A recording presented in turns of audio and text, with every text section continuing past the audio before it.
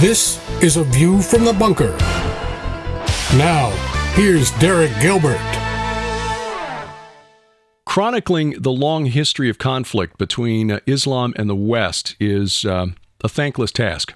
Our guest can speak to that because he just passed his 10th anniversary of doing so on a monthly basis. He's also written a couple of histories, highly recommended, about the long, 14 centuries worth of warfare between Islam and Christendom. He's the author of such books as Sword and Scimitar, which I found profoundly educational, Crucified Again, The Al-Qaeda Reader, and a forthcoming project that we'll talk about when it is available. But in the meanwhile, satisfy yourself with those. It is our honor to welcome back to the program Raymond Ibrahim. Raymond, thank you for joining us tonight. Hi, Derek. Very good to be with you again. Happy to have this conversation. The 10th anniversary of your column that chronicles on a monthly basis persecution of Christians by Muslims around the world. What got that project started? And I guess as a quick follow-up, how difficult is it to do this month after month and see the same stories coming out again and again? Yeah, that's a great question. So it started, like you said, it was over a decade ago. My first report I wrote was in July 2011, and the last one I've written actually has been for September 2021. So now we're 10 years and 2 months into it. But the reason I came up with it is I was one of the fields that I researched and wrote about was the Muslim persecution of Christians. And I specifically gravitated towards it because I saw not many other people doing it. It wasn't a pressing issue, though from what I was reading and seeing, oftentimes not from Western media, certainly not from mainstream Western media, mostly from small human rights groups, but also from non-English reporting, Arabic, and languages that are generally not accessible to most people. I noticed that this is an actual phenomenon with a lot of dots to connect, the Muslim persecution of Christians. So that's what got me to start it. I began it, and it's Gatestone Institute actually is the one that publishes it. So it's now been exactly 10 years. So what I do is I scour the internet. I speak to people actually in different hotspots and reporters. I look at, like I said, non-English, non-Western media. And for every month, I collate all the anecdotes and instances of persecution that arose. Not all of them, because there's too much. So I try to get, the most significant. But the more mild ones I end up leaving out, and on that front, it's interesting to note, and that it's enough to tell you that since I started in 2011 to today, one of the ideas I initially had when I came up, and I was like, okay, I'm going to write a report every month. You can't just have one or two instances. And I thought to myself, well, what if a month comes and there is only one or two or none? What am I going to do? It's sad to say, but that has never been the case. In fact, from then till now, in that decade, they've only grown and multiplied, and to the point that I've had to summarize and shorten and delete several. So that, in fact, at the time, I thought to myself, this might not be sustainable. It's actually gotten a lot worse, and at any given month, I can pull out a couple dozen of graphic instances of the Muslim persecution of Christians. So that's why I started it, and that's why it's continued for 10 years without any difficulties whatsoever. And I think you were asking me the second question, am I desensitized or is it tough to do this? It's certainly, I think I've become desensitized because in the beginning, it was shocking. Of course, I've known about this with my own background, the persecution that goes on in those countries. But, it was, of course, distressing and so forth. But I do think that, the more I've been reading and the more I'm involved and the more I talk to people, I have gotten a little desensitized, which might be good for the readership because I can do this without it being an issue for me, though it might be for other people. Because in reality, and we'll talk a little more about this, but in every one of these months, you have accounts, maybe half a dozen out of the one or two dozen that I include, that if these happened in a Western nation, and if it was, let's say, a Christian doing it to a Muslim, they would be just all over the media, 24 hours. They would be the biggest, most sensational stories. But because it's Muslims doing it to Christians, virtually nobody, including Christians, even knows that these sorts of things are going on, which again is one more reason for me to feel the need to actually do this project. You've got kind of a unique upbringing here. Your parents are Egyptian. You're raised in the United States as a Christian. How was that upbringing in their experience shaped or influenced your understanding of what goes on in Muslim nations? Sure. So my parents my mom and dad were both Egyptian Christians, Coptic Christians from Egypt.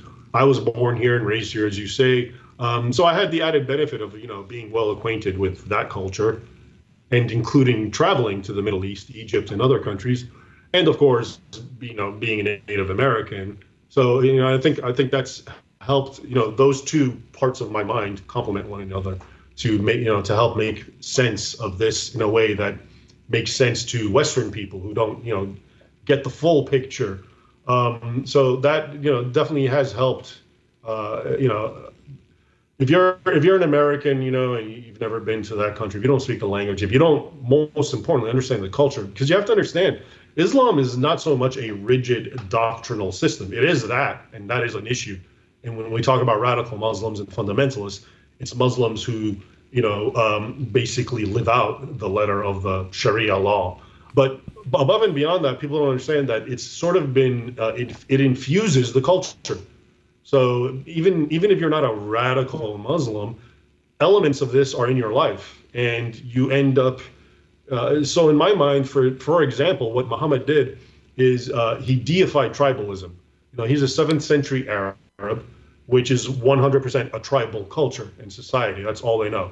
And tribalism is essentially we are one, everyone else is dirt, and we kill them, and they're like animals. They're just prey. If we can kill them, fine. If we can enslave them, if we can plunder them. That's all the reason we need is the fact that they're the other.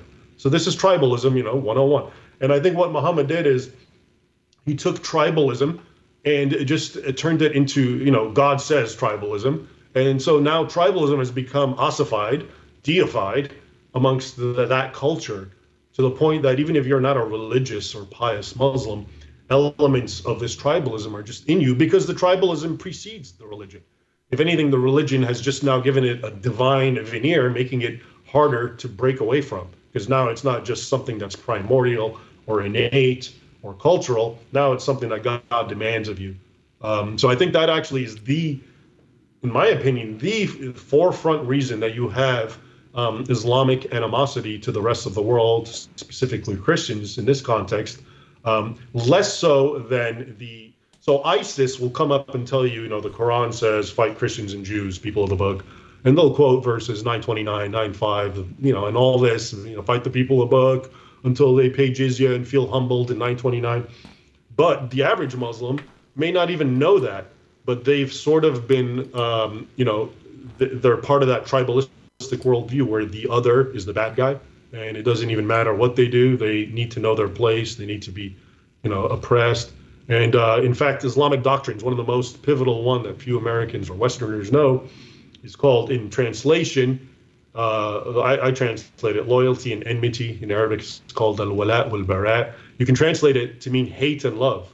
And it basically, and it's founded on the Quran. And it comes down to simply, if you're a Muslim, you have to love and cooperate with Muslims, even if they're unjust to you. And you have to hate and fight non-Muslims, even if they're kind to you, okay? And so, like I said, that makes sense to a tribalistic mentality because that's already where they're coming from. And that's why historically, if you look at who converted to Islam, it was tribal peoples. It was first the Arabs, then later the Berbers, nomads of North Africa, called Moors later on. It was the Turks, fundamentally tribalistic, and it was the Mongols, the Tatars, as they're called. So it's interesting, and when you look at the sources of Christian Europeans talking about the Muslims, whether they're Mongols or Turks or Arabs, they actually make this point. They go, because those tribalistic people, the religion of Muhammad actually comports with what they already know, rather than challenge them with, for example, Christian teachings. So Christian peoples already have if they're sincere believers, or even not sincere, as when it becomes part of the culture, they already have a certain worldview that's open to embracing the other. Whereas if you're a tribalistic person, the doctrine of Muhammad is tailor-made for you. It is tribalism, but now it's not because it's just, innate or primordial. It's because Allah commands it, which now gives it a veneer of holiness. And so it's interesting to see, the Turks and the Arabs and all these tribal people who never had a problem attacking and killing and enslaving the other. Once the Islam thing comes in, it becomes tribalism on steroids, because now it's not just we're going to do what we normally do. We're doing it because God wants it. This is for God. We're holy warriors. We're pious. We're altruistic. So I think, I think I digressed about, because you were asking me about my background, but I think it's important to keep that in mind, the tribalistic aspect, and not get so caught up on the ISIS types who just follow the letter of the law. They certainly do that, and that's certainly worse than what I'm talking about. But they're in the minority. The majority of the Muslims just see the world through us versus them. And they act on it in different levels. What Muhammad did, and I drew this from Sword and Scimitar and some other works, the works of Dr. Timothy Furnish, for example, his research, which especially helped understanding their eschatology. But it seemed that what Muhammad did is he turned the long history of the Arab tribes, which was our tribe against the other tribe, to making Islam a super tribe. And so now you're okay. If you submit, which is what the word means, submit, then okay, you can go with us on the next caravan raid, and you get to keep all the stuff you can steal and all the women you can grab. And for a young guy who can swing a sword, that's a pretty sweet deal. And better yet, Allah says this is what you're supposed to do. So suddenly now you're not. And then you go to heaven if you get killed. Exactly. And you get more women. You get supernatural women now. Yeah. So it's a win-win deal, and absolutely Muhammad did this, and it's interesting, as you say, even in Islamic historiography of Muhammad, there's the Mecca and Medina phase. Mecca is the early phase when he was just preaching, and he was weak and outnumbered, and he didn't war. And it's funny because at that time he had no followers. After 10 years or so of preaching, he had maybe 100, most of them relatives. Okay, and it was only when he, went to Medina and actually became a warlord. I mean, realistically, and then they went on the jihad and started attacking caravans and enriching. That's when people started going to him in droves and converting to Islam. So even the actual conversion process, it was very much rooted to the idea of plundering the other. I mean, if you think of the main doctrines, okay, so like I told you, there's loyalty and enmity. It's all about us. They're bad. We fight them. Then jihad. Well, jihad is just plunder. The other Arabic word that became synonymous with jihad historically, especially with the Ottomans and the Turks, is ghazwa.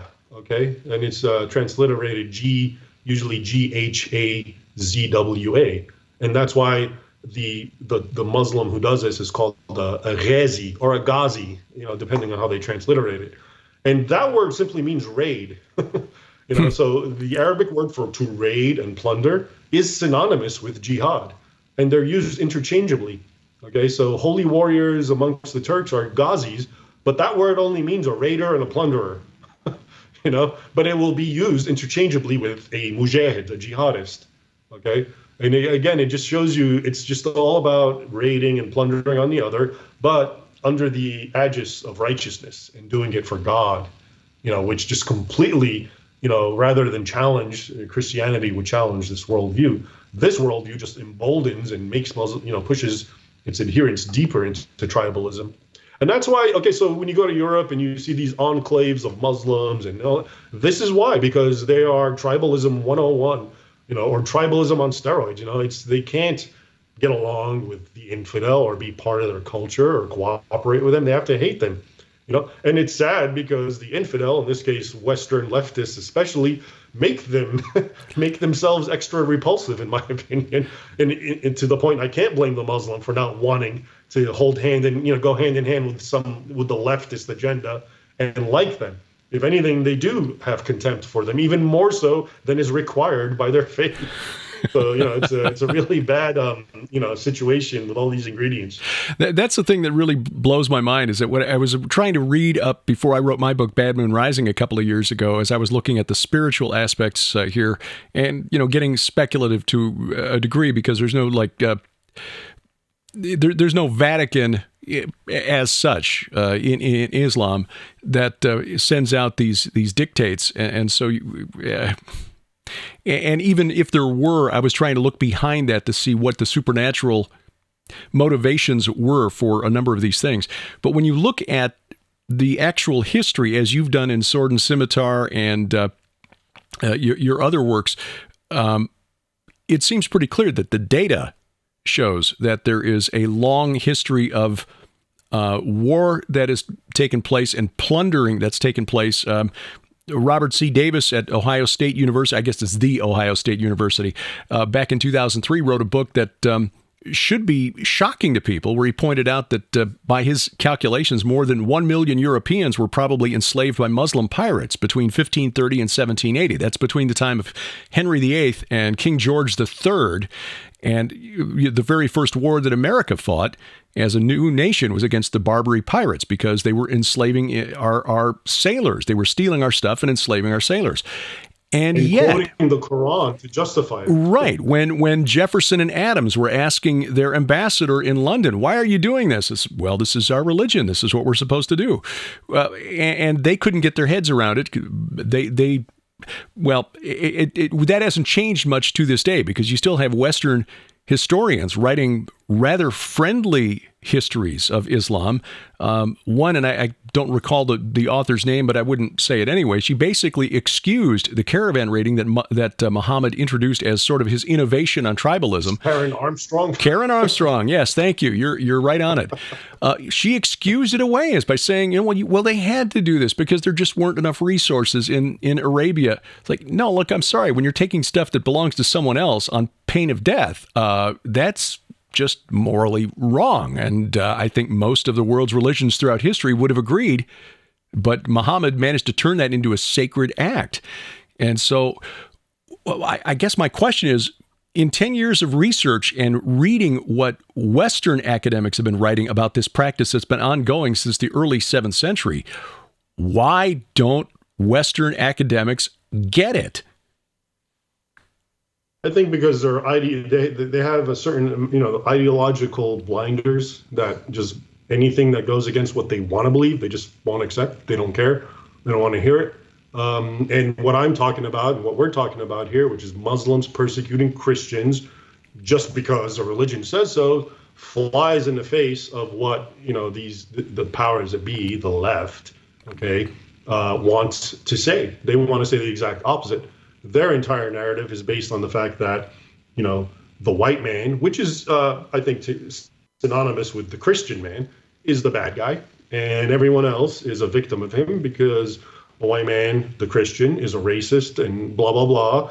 And, but you stop and you stop and you take a look at reality and you find out, no, it's really the opposite. You mentioned that historian. I'm familiar with what you're talking about the 1.2 million between 1580 and 17. But that's actually a very, and he even says it's a conservative estimate, right? And it doesn't count the real slave trades, Islamic slave trade. So Barbary was North Africa, the Muslims there, and they're the ones, of course, who attacked the United States. But if you looked at the slave trade under the Ottomans themselves, or the Tatars, the Crimean Khanate, which the word Slav, it really is etymologically rooted to slave, because to be a Slavic person was to be a slave of a Muslim for centuries. I mean, this is so. According to other historians, if you look at the totality of all these different Muslim groups throughout the centuries, it's something like maybe 10 to 15 million Europeans that actually got enslaved throughout the centuries. Okay, but that's not something we want to talk about, because what we want to talk about is that Americans, Europeans, white people are fundamentally racist. They instituted slavery. They're the only ones that do it, et cetera, et cetera. And so we don't need this story to just completely undermine and throw a wrench in our narrative, which is that Muslims actually enslaved more people, and not just Muslims. We can talk about everyone, who didn't do this. I recently wrote an article. It's about capability. And to me, that's the secret behind world history. It's not that that group is worse than that group. It's just they could do it. Yeah. So, imagine the Native Americans or sub-Saharan blacks in the 17th, 16th, 15th century. If they had the technology that Europe had, and Europe did it, if they had, oceanic, galleons, and they had guns, and they had compasses, and they had advanced weaponry, and let's say, Europe was still living in tribe and tents and, spears and arrows, and then the natives came to Europe, or the Africans came to Europe, what would they do? Am I supposed to think that they would just look at them and say, we respect you, pale infidels, the savage, we're going to leave you to live in peace? No, I think I know what they would have done. And I think it makes whatever the Europeans did in, the 15th, 16th, 17th century pale in comparison, completely. Okay. And in fact, I say I know because there have been times when the Africans invaded Europe, the Moors. Okay. This is North Africa, but it was also sub-Saharan African slave soldiers who went into Europe and into Spain and into France, and all that they left behind was devastation, death, and destruction. At least we can say, the white man, the Christian, the European, he colonized, he did what he did, but he also brought the boons of the modern world of education, medicine, governance, all these sorts of technology. He at least brought that to the subject peoples. If you look historically at non-whites and what they did, they just went, destroyed, pillaged, ransacked, raped, and that was the end of it. That place was completely devastated. But the people who the guardians of the narrative obviously don't want this conversation to come out because they want it to be simple, black and white, white Christian, evil, and everyone else, good, innocent, victim of white Christian. Reality is really topsy-turvy to that. Yeah, we saw that with just this week a video from featuring a professor from Rutgers making exactly that claim that white Europeans were evil and inherently evil, and this is the fundamental premise of critical race theory. And who canceled it? If you go back, slavery is all around the world. Who is the one that actually put a stop to it? It was Europeans, mostly driven by English Christians, for the most part. Yeah. Right? It wasn't Muslims, it wasn't, Africans, it wasn't natives, because all of them engaged in slavery and worse, and cannibalism. Right. And they actually were forced to stop. So I find it amazing and highly ignorant for anyone to, be on this idea where, the white man's a bad guy and everyone else is innocent. It's just it betrays an abysmal ignorance of, not just history, just common sense. Well, human nature. I mean, it's human nature. Exactly. That's what I'm saying. I believe humans are the same because I'm not a racist. But if you say one group of people, only white people, do bad things and enslave, that's because you're a racist. You are actually distinguishing different races in your mind. And even if you say the whites are bad and everyone else is good, you're still racist because the word racist doesn't mean a white person doesn't like colored people.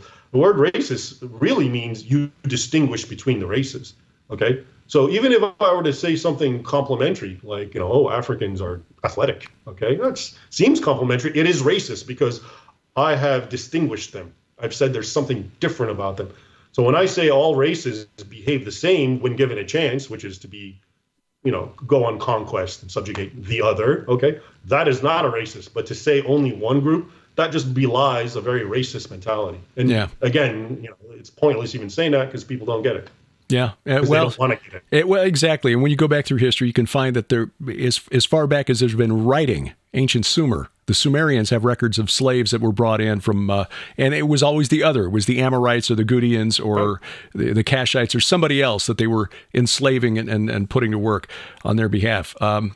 So this practice of punishing the other or exploiting the other or abusing the other continues to this day. I mean, again, your most recent monthly report for Gatestone Institute documents this again, and we're seeing now horrific things taking place in Afghanistan already, with the Taliban reportedly going door to door, executing Christians on the spot.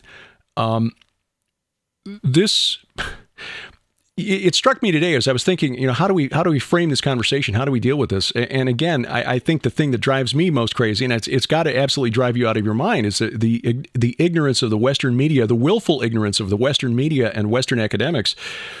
The only time, and I've been trying to pay attention to this now for 15 years or so, that we've heard anything about the destruction of Christian communities in the Middle East in the last 15 years. Back in 2014 and 2015, after the Islamic State declared a caliphate in June of 14 and began taking big swaths of territory in Syria and northern Iraq. One of our friends now, actually, who was a retired Marine, he and a buddy actually on their own dime flew back into Iraq, managed to buy weapons. He says, I don't recommend this for viewers at home, from an arms bazaar in one of the Kurdish regions, and defended Christian territories in northern Iraq. Jamie Walden is his name if viewers want to look him up. But this... In 14 and 15, we started finally seeing some stories about how Christian communities had been were being absolutely devastated by the Islamic State. But the fact is that most of the Christians had already fled Iraq after 2003, and we took out Saddam because suddenly then there was no protector. Saddam counted on the Christians as part of his coalition because he was nominally a Sunni and in the minority. So he needed the Yazidis and the Christians and to help kind of prop him up. And once we took Saddam out, then those who wanted to follow the teachings of Muhammad more closely had free reign to do against the Christians as they would. So we've gone from 2 million Christians in Iraq in 2003 to 125,000 now? But the media didn't pay attention until they wanted to provoke public support for a re-invasion and sending more troops back in there for whatever purpose the neocons had.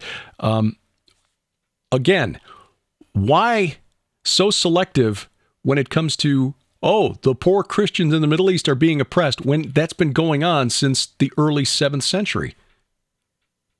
Yeah, good observation. So I would say first, which I think you're indicating, and I agree with, is that the media, which oftentimes works hand in hand, I think we've seen that dramatically lately with the government, wanted to create the narrative why we need to go in there. And they used the story of Christians and Yazidis and minorities being attacked under ISIS.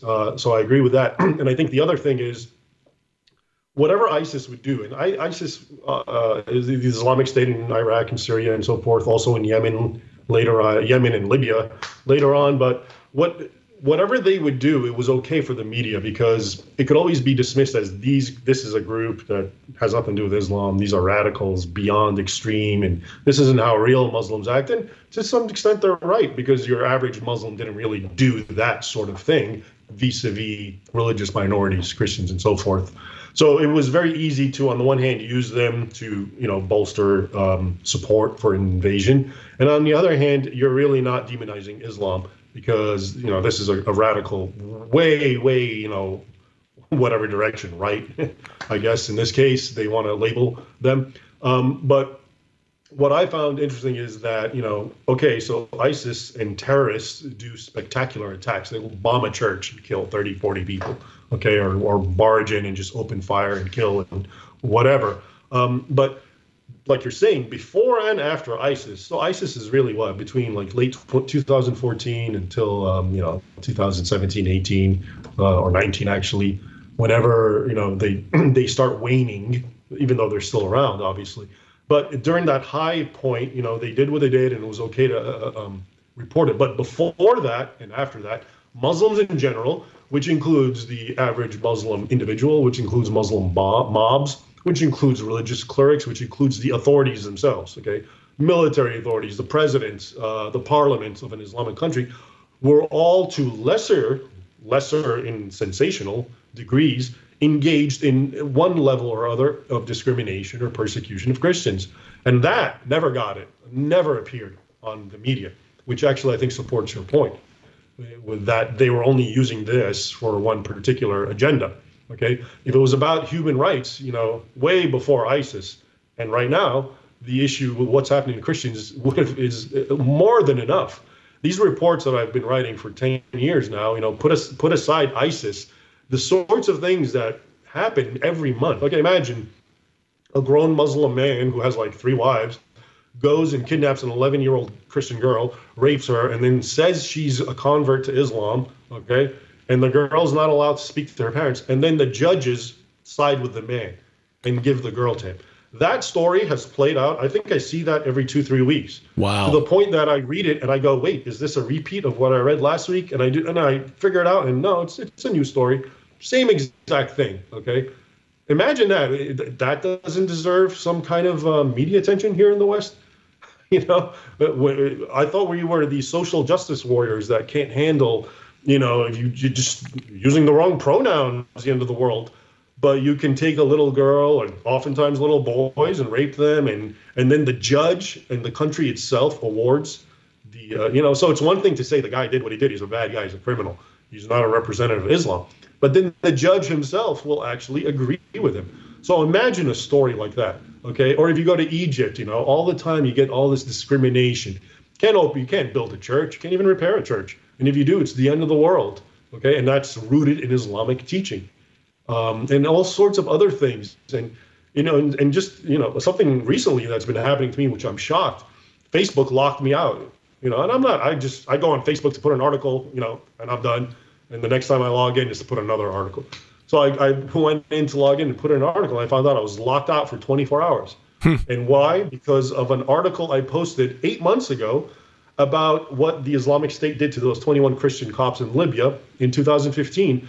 And the reason I wrote it 8 months ago was I was translating an Arabic report about a movie being made about them in Egypt. So that was the theme. That's why I'm writing about it. But it was taken down. I was locked out. And I thought, is this some weird aberration? And then some people started contacting me saying, oh, this other article that you just wrote, very bland article, nothing graphic, but about persecution of Christians has been deleted. And now people are saying we can't even subscribe to your page. And I'm always shadow banned too, because I always get people saying, how come you haven't posted in 6 months? But I post every week several times, so they're obviously, they'll use this Christian persecution thing if they have a political agenda, as you pointed out. But it's actually not limited to ISIS. It's happening constantly. It's a nonstop thing. And it's happening from the highest levels of the government to the lowest levels of the mob and, of course, the religious authorities. But that, you're not going to be reading about that, in the BBC or CNN, or I might even say Fox News. It's not just a popular topic in reality, We'd rather argue about Joe Biden and Donald Trump. The activist Linda Sarsour, who has been very I open have to laugh, and I have to tell you why, because her name means cockroach. Sarsour. I'm not kidding. In Arabic, that means cockroach. Okay. So every time I hear her name, I just can't help but laugh. Interesting. She has been very outspoken about how wonderful it would be to see Sharia here in the United States, and was one of the founding members of the Women's March, which is a very radical left organization. How is it that here in the United States, you've got groups that are very liberal and reject really just about everything that serious Islamic scholars would accept as tenets of the faith? How is it that they can partner with somebody like Linda Sarsour? Again, I think because it has nothing to do with reality. These people, the so-called left, okay, they should be the most people up in arms about what I'm talking about, right? In reality, if they heard me, and many of them do, not even me, they hear this, okay, this is happening, but they don't care. And the reason is because the whole human rights thing is for them a tool. It's not about actually helping a person. They don't care about that. It's, can I use it to further my agenda? And that's why you'll see in America and in the West in general, the feminists and the left and all these social justice warriors, all they do is attack basically the Western Judeo-Christian civilization, okay? Supposedly because they care about, women are suffering under the patriarchy, for example, okay? But if you, and homosexuals will argue the same thing, right? But if you tell them, you know what, homosexuals under the Islamic world are being executed outright, okay, it's not about a cake, right? They get thrown off a building habitually. Or if you tell the women there, what I was telling you, which is little girls are enslaved and married off and beaten, that's not an issue for them. And that to me is, proof positive. They don't care about human rights. What they care about is using it to make you feel guilty in a way that furthers their agenda, which is to undermine and destroy the Judeo Christian, worldview and civilization. So what is Linda Sarsour and those like her who claim to be good Muslims? How can they justify what is their end game in rationalizing their alliance with progressives in the West? The enemy of my enemy is my friend. The greatest enemy to these people is like I said, the Western Judeo-Christian culture. Okay. So they're willing to hold hand in hand and go with, homosexuals and leftists. Even those are the groups of people that they hate the most. Okay. But hey, if those people will further their aims, yeah, we'll work with you for now. Okay. It's just the classic enemy of my enemy is my friend. Who's the greater enemy? The greater enemy to them is not the left, which is, and that's a whole other thing. I think we need to change. We need a real word. Okay, I don't know this. We're fighting a direction. And when we use the left, we also kind of we give it legitimacy because the subconscious idea is there's a center, the moderate, and then there's a right, and then there's a left. Well, that kind of puts them on the same moral footing in a way, right? And I think it's time to do away with that. I think better than right and left, we should maybe right and wrong. There you go. Maybe we should call them the wrong, but I would really hope, that bugs me, and because words are important in a war, in anything, you know your enemy, Sun Tzu. So I really hope we get to a point where we can move beyond the left, because I think that just totally masks what we're dealing with. But I digress. I'm sorry about that. No. Linda Sarsour and these people, like I said, it's just the enemy of my enemy is my friend. Who's the greater threat? Who's my real enemy? And it's the same thing with the left. I got to use that word. They ally with Muslims, even though they know they hate them and have contempt for them and want to kill the homosexuals and want to put women in harems and whatever, right? But that's okay, because the real enemy for both groups is that Judeo-Christian construct. That's what needs to go. So they'll work hand in hand, and then if and when that time comes that they've eliminated their true enemy, you can rest assured they'll be at each other's throat. First against the wall once they come to power. Yep. That's it. What is the risk, do you think? Just a few minutes left here. What is the danger that Islam becomes ascendant here in the United States? Realistically, it's certainly a concern, but what I'm seeing is just all these kind of what we just said, all these different forces that are very disparate and have nothing to do with one another, but their commonality is to hate, law and order and righteousness and truth. Okay, that's what binds them together, just that. And so, whether it would be Islam or Sharia that would finally gain prominence, or whether it would be some crazy, wild, transsexual leftist, governance that would, like I said, they will work with each other because they see themselves as the underdogs, trying to overthrow the real enemy. And then when and if that time comes, how they're going to sort it out. But certainly the Islam agenda is way out there. I think, when it's all said and done, and if you just have the left versus Islam, you may very well see Islam take over just because they're more aggressive, and the left, vis-a-vis brown non-Christians, have to be paralyzed and passive and just take it because that's how it is, right? That's what they preach. So very much, I think the Islam agenda could, in the end, when it's all said and done, if there's no vigilance, rise up to be supreme. The bottom line, though, is in the short term, what they're looking at is chaos here in the United States, which, again, we get back to critical race theory and just critical theory, which argues that any system in the West is a product of the patriarchy and the European patriarchy, and thus must be dismantled. Of course, the irony there is once they dismantle that and set up another system, well, then they got to tear that one down too, because any system is inherently oppressive, and you've got the oppressors and the oppressed. It's chaos. And they remind me of the medieval philosophical notion of evil, which is the absence of the good. It's a negative force. They simply exist to overthrow the positive. They have nothing to offer, and they become extinguished in and of themselves because there's nothing there. Mm-hmm. They're just almost like a cancer or a parasite that wants to kill the real thing. And once they do, they themselves will die because there's nothing to feed off of, right? I think you're absolutely right. Well, that is why we men of the West must continue to be vigilant and train up our children, our grandchildren in the way they should go. Raymond Ibrahim writes at RaymondIbrahim.com. He also writes for the Gatestone Institute. I'll put links in the show notes, and his books, Crucified Again, Exposing Islam's New War on Christians, and most recently, Sword and Scimitar, 14 Centuries of War Between Islam and the West. You see me tilting my head because of the progressive lenses, as we spoke of off camera earlier, Raymond. You get to that age, you got to start expanding the font, making the font bigger on the screen. Thanks again for your time tonight, and we truly appreciate your work. We'll have you back when your new book is ready. Absolutely. Thanks very much, Derek. Happy to do it. Coming up, some thoughts on Islam's role in the end times as A View from the Bunker continues.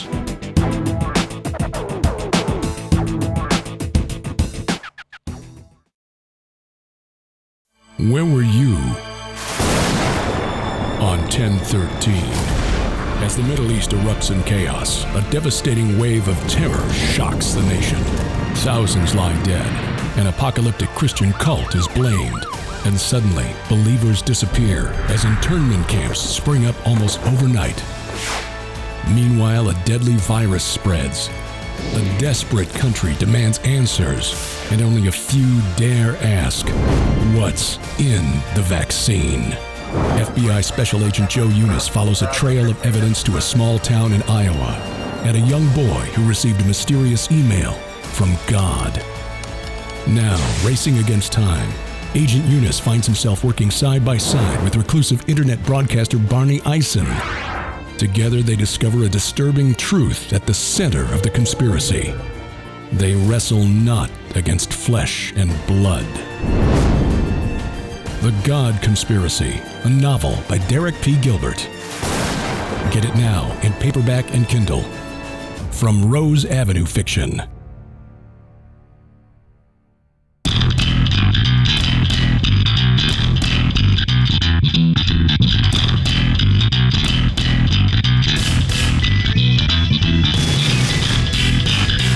Talking the walk from the beautiful Missouri Ozarks, this is A View from the Bunker. You'll find us online at VFTB.net.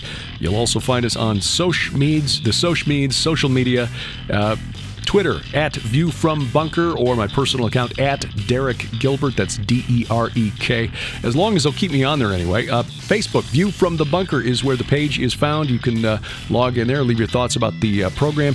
Also on Gab, MeWe, Getter, and Parler. You'll find me there at Derek P. Gilbert, Derek P. Gilbert on those locations. What is Islam's role in the end times? That was the reason I wrote the book, Bad Moon Rising. Necessarily speculative, because whenever you deal with end times prophecy, you are getting speculative. But when you've got a religion that is on track to become the world's largest within the next 50 years, and your end times scenarios don't include what happens to Islam, you're really not taking it. I don't think your end times scenario is complete. I think it's too easy to just say it's going to be, with all due respect to the scholars and students of prophecy who have come to this conclusion, I think it's a little too obvious to say that the Antichrist will be the Mahdi. I think that's just a little too obvious. Credit to Chris White for getting me thinking along these lines. I think Islam is essentially going to be used as cannon fodder by the fallen realm to draw Jews and Christians, if we're still here on the earth when that time comes, into worshiping the Antichrist. I think the most plausible scenario, and this I laid this out in some detail in Bad Moon Rising, is that there will be a war, perhaps a Psalm 83 war. Bill Salas has written about this in his book. He put that out there some years ago. Basically, the nearby neighbors of Israel go to war with Israel, and then a very dynamic religious government military leader rises up and leads Israel to an overwhelming victory, perhaps even fulfilling the land promise God gave to Abram in Genesis 15 to the full. And that's a lot of territory occupied by a lot of Arabs, Druze, etc. Right now, it would not be politically expedient for Israel to do so without a major war of conquest. Well, anyone who would lead Israel to that kind of a victory over its aggressive neighbors and restored to Israel that land promised by God to Abraham, would be, I think, welcomed as the Mashiach, the Jewish Messiah. But if you read Daniel chapter 10, Daniel chapter 11, the last verses of Daniel 11, it reads like the wars of Antichrist. And again, Chris White gets credit for getting my thinking moving in this direction. It is not a popular theory, because if this theory is correct, that means the one that we Christians call Antichrist would be a very prominent Israeli leader. Now, please understand, I'm not saying he would be a Jew, because I don't think an actual legitimate Jew would do to Israel what this character is going to do, but he will present himself as one so that he's welcomed by the rabbis as the false Christ, the false Messiah. But Islam, I think, will be absolutely destroyed prior to that. And that is why I don't think there's really any purpose in trying to figure out who's the Mahdi. Is it Erdogan? Is it Bashar al-Assad? Is it Mohammed bin Salman? I don't think so. I don't think I don't think it will be a Muslim Antichrist. I think, as some of the early church did, for example, Irenaeus, who was a student of Polycarp, who in turn was a student of John, who wrote the book of Revelation, that it's very possible that this figure called the Antichrist will present himself as a Jew. Irenaeus went so far as to speculate that he would come from the tribe of Dan, because of certain prophecies about Dan coming from Bashan and the spiritual significance of the area around Mount Hermon and Bashan. So anyway, I think that's the role that Islam has to play in the end times. I do agree with Joel Richardson, while I disagree with him about the nature of the Antichrist being Islamic. I do agree with him that Mecca, and in particular, and Islam in general, is Mystery Babylon. Here's something else, and this is just another example of how, with additional study, I shift my opinions or my conclusions on prophecy. I wrote in Bad Moon Rising, and I proposed a different identity for Allah than I had seen anywhere else before.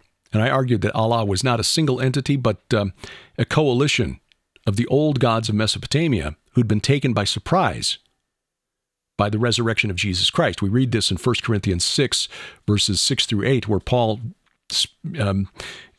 summarizing, paraphrasing, said that the archons of the age, the rulers of the age, didn't understand the mystery that God was revealing through the prophets and the apostles.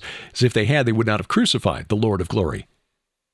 But they did. They didn't know that they were actually fulfilling Christ's mission by sending him to the cross. And so they had to come up with a plan B. And so they invented a religion that not only targeted Christians in particular for violent conquest, enslavement, and so forth, but offered an alternate religion with an alternate path of salvation, and made it very attractive for young men. Hey, I can steal all the stuff I want, have all the women I want. And if I die in the effort to trying to get those things, I go to heaven, as Raymond said in the first part of the program, and I get these supernatural women. And also, if you read carefully the Quran, young boys as well in the afterlife. So I think that I am shifting my opinion on the identity of Allah. As I wrote in Bad Moon Rising, the name appears to be, and not all scholars, there's some question as to whether this is correct or not, but there are scholars who believe that the name Allah comes from Al-Ilah, the God, which may be derived from an older Akkadian Il-Ilu, which is Semitic, based on the word El, meaning God. And in my forthcoming book, The Second Coming of Saturn, I argued that that is actually the name of the chief god of Mesopotamia, Enlil. Scholars used to think that that name was derived from Sumerian, meaning Lord Ether, Lord, Lil, ether, wind, whatever. But they are coming to believe now that it actually derives from Il-Ilu, because the Akkadian form is Elil, Enlil for the Sumerians. So it may be, and in the book I'm arguing that this entity is the one that we we'll know as Abaddon or Apollyon when the pit opens up, because he's also Shemiyaza of Genesis chapter 6. That's the theory in the forthcoming book, The Second Coming of Saturn, also called Saturn, Kronos, Baal-Hamon of the Phoenicians, and so forth. So I'm suggesting now that I'm going to have to write another book, apparently, but it's okay, maybe this coalition idea works, that Allah was just sort of invented a simulacrum or a puppet, an Oz-like figure that is operated by these gods behind the scenes, desperately trying to come up with an answer for the resurrection. But it may also be this entity who is now chained in gloomy darkness until the judgment, according to Peter and Jude, leader of the rebellion on Mount Hermon, who went by many different names throughout history, including Enlil or Il-Elil or Il-Ilu or Allah. He's in the abyss now, but still influencing humanity through his demonic minions. His children, demons, being the spirits of the Nephilim destroyed in the flood. And the Nephilim, of course, created by this rebellion on the summit of Mount Hermon. So, I reserve the right to be wrong and to correct my theories at a later date if I think I've come up with better research. So that may be an updated version of Bad Moon Rising in the future. That's where I stand right now on this entity in the abyss who is going to come out for 5 months at the end of history, just before the final judgment. We've kind of reached the end of the conference season for 2021, except that the SkyWatchTV Defender Conference continues, the virtual conference, through January 15th. If you haven't seen it yet, if you haven't signed up and taken advantage of it yet, you can still binge watch 24 presentations plus the world premiere of the documentary film The Great Delusion about the UFO phenomenon, the UFO UAP phenomenon, and alien abduction. And there are a number of presentations that are based on that theme. I did a talk on the book that Josh Peck and I co-authored called The Day the Earth Stands Still. My presentation is on Aleister Crowley and the occult origins of the modern ancient aliens beliefs. Joe Jordan, who's the president, co-founder of the CE4 research group, CE4 meaning Close Encounters of the Fourth Kind, deals with those who believe they're being abducted or tormented by extraterrestrials, aliens, and showing those poor experiencers and contactees that it's actually demonic, not extraterrestrial. Don't miss that one. And the documentary itself, Josh has done a masterful job of putting it together. It features contributions from Tom Horn, L.A. Marzulli, Russ Dizdar, who's recently gone home to be with the Lord. And by the way, prayers for Shelley Dizdar, who is still recovering and in hospital. So, and Chris Putnam, Noah Hutchings, many others. He even found a spot for me in that documentary. But you can find out more and take advantage of the time that remains. Binge watch on your schedule as often as you like and as many times as you like, or in any order that you like, through January 15th of 2022. Come next year, we pray for some clarity regarding the travel situation to Israel, because we want to return to the Holy Land sooner rather than later. We were blessed to see our good friend Messianic Rabbi Zev Porat and his wife Lynn here in the Ozarks just recently, but we want to see them on their home turf. March 20th through April 4th of 2022, the dates for the SkyWatchTV Tour of Israel. Search for the travelers being the term used by the pagan Canaanites for the demonic spirits of the Rephaim. This is a tour that will include Gilgal Rephaim on the Golan Heights, what they call the Stonehenge of Israel, the newly recognized Serpent Mound of Bashan, just a quarter mile away. I mean, this thing makes the Serpent Mound in Ohio look like an earthworm. It's 3/4 of a mile long, so it's like 3 times longer and 5 times higher, and it's covered with megalithic tombs. Cairns, dolmens, so forth, 140 of them, which haven't been excavated for some reason. So we will go there, and of course we'll see all the sites that you'd want to see on a tour of Israel: Jerusalem, the Jordan River, Nazareth, the Sea of Galilee, and so on. You can get a complete look at the sample itinerary and a breakdown of costs online at skywatchinisrael.com, skywatchinisrael.com, and we are working on details for perhaps a tour of Turkey, which would include the Churches of Revelation, Göbekli Tepe, and more. So we'll keep you posted on that. That will be probably a small group. As of right now, Turkey is not requiring travelers to be vaccinated. So we're looking at that and trying to find dates where we can slot it into the 2022 calendar. Appreciate you taking time out to watch or listen wherever you consume podcasts. We're at Spreaker, Stitcher, iTunes. Well, it's not iTunes anymore. It's Apple Podcasts, Google Podcasts, Amazon Music, iHeartRadio, Spotify, or wherever else fine podcasts are sold. Give us a like on Facebook. And remember, our announcer is DC Good, and A View from the Bunker is a production of Gilbert House, released under Creative Commons Attribution, Non-Commercial, No Derivatives 4.0 International License. We do this because we wrestle not against flesh and blood. I'm Derek Gilbert, and this is A View from the Bunker.